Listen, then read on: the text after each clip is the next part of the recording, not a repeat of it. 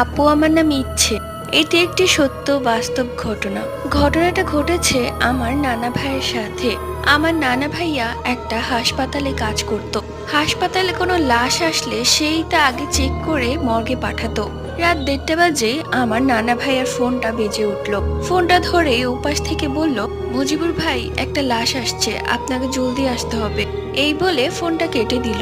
নানা ভাইয়া হন্তদন্ত হয়ে বের হয়ে গেল হাসপাতালের দিকে। অবশ্য তাদের বাড়ি থেকে হাসপাতালের দূরত্ব মাত্র কয়েক মিনিটের।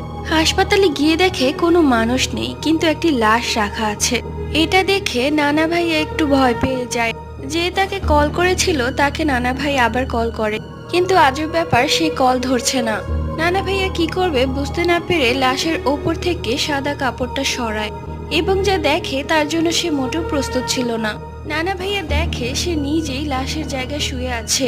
এটা দেখে সে অজ্ঞান হয়ে যায়।